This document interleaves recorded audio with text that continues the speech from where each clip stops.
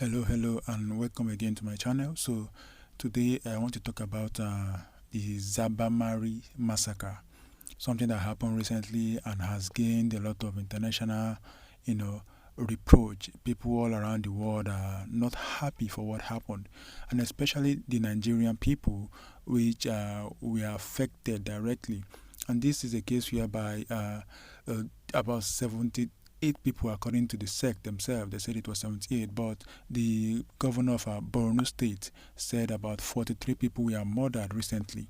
They were murdered when they went to their rice farms, and the Boko Haram sect has taken responsibility for that, saying that they did it for some reasons which they think that even those that are still doing that will see the same thing. And the reason was that they said that some of those people were involved in a process whereby they arrested one of their members and handed him over to the military men, and also they are giving informations about their movement to the military men. So, and that actually angered them. That made them to be very angry with the community, and so that was why they came to to massacre them.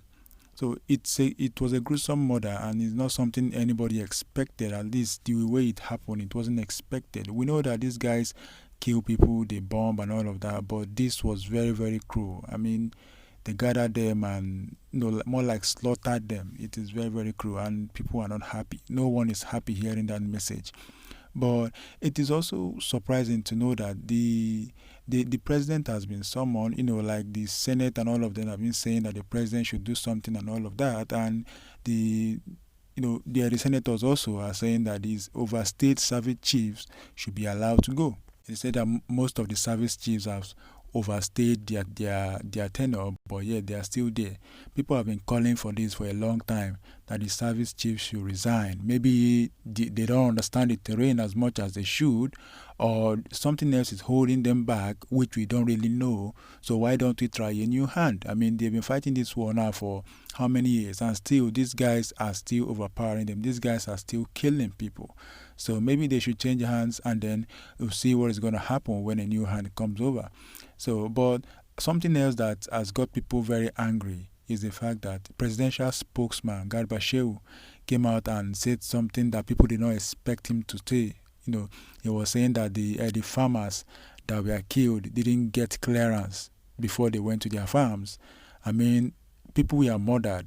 People, and a lot of people are mourning. Their families and friends are mourning, and the whole country is saddened. And then someone is talking about getting clearance and not taking responsibility for the fact that the life and security of the people of the country is in the hands of the president. I mean, that is what everyone expects, since he is the chief of staff. He's the he's supposed, since he's supposed to be in charge of everybody in the country. The president is the grand commander of the Federal Republic, so, and he has direct control over the military. So it shouldn't be an excuse that should be brought up at a time like this when people are mourning.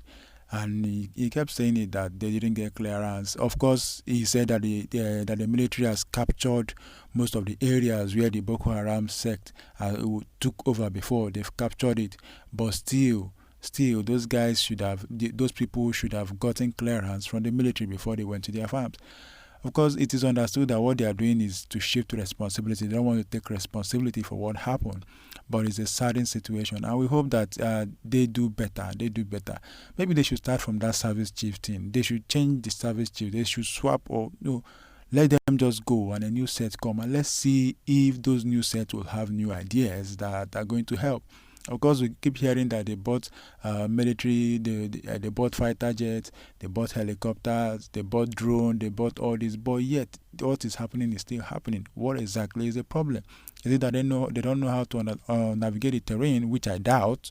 I mean, it's the military's job to know how to do all this kind of things. So what is really holding them from actually clearing out this area where this fight has been going on for years? I don't know. If you have an idea of what should be done, please leave it in the comment section and let's pick it up from there. But it's not something that anyone is happy about. I'm not happy about it, and the world is not happy about it. And we hope that the president does more. The president does more. I mean, and the military also, they do more to secure the lives of the people of Nigeria. That is what everyone wants. Thank you for listening, and see you in the next one. Peace.